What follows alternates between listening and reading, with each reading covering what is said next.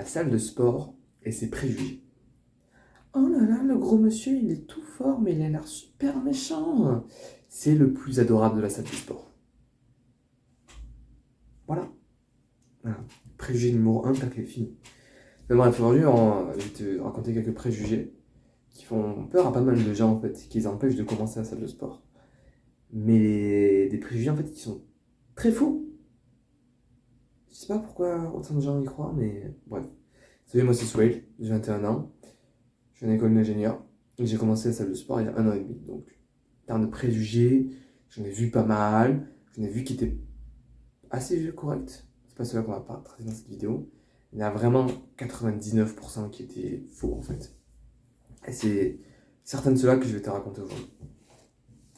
Le numéro 1, la salle de sport, c'est pas si cher. On te dit, ouais, faut perdre un rein pour y aller. Franchement, 20 balles par mois, ça va quoi. Celui-là, je ton compte OnlyFans, tu peux y aller. Donc c'est bon. 20 balles par mois, je pense qu'en une soirée étudiante, tu consommes plus que ça. 20 balles par mois, si t'arrêtes Netflix, c'est bon, ça passe. 20 balles par mois, si t'arrêtes d'aller au resto tous les jours, au McDo notamment, 20 euros, tu les as. Se préparer à manger chez soi, c'est moins cher que d'aller au resto, même fast-food. C'est bien cher maintenant. Et qu'est-ce que tu peux aussi avoir pour 20 balles, franchement, mec, 20 balles. 20 balles, tu revends un pantalon à toi qui ne te va plus, ça te fait 20 balles, mec. Ça va, large, 20 balles, c'est pas si cher, arrête de mentir. Numéro 2, pas besoin d'y passer 3 heures. Non, t'as pas besoin, gros.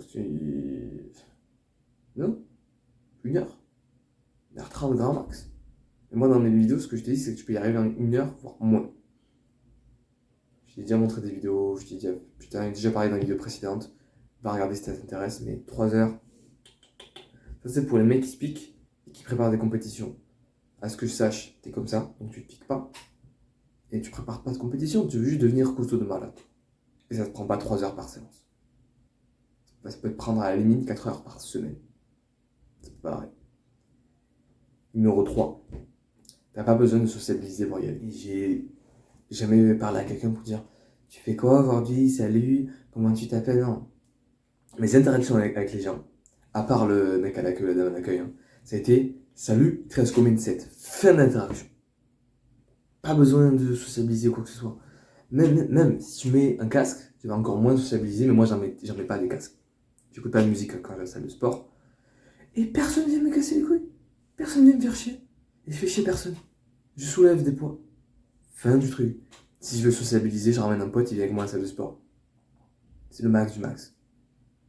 Mais sinon, mes interactions sont combien de sets il te reste?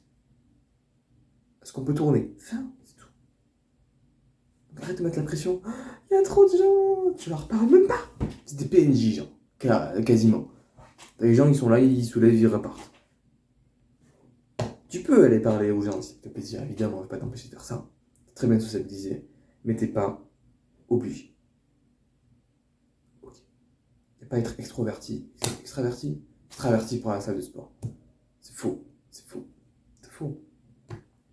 Numéro 4.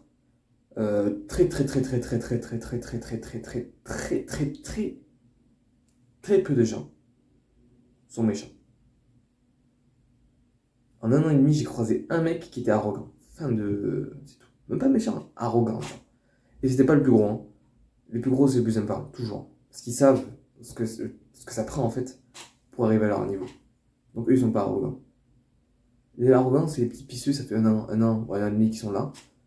Et qui commencent à dire ah, j'ai trop de muscles, donc je suis au-dessus de tout le monde. Ça, c'est les plus arrogants.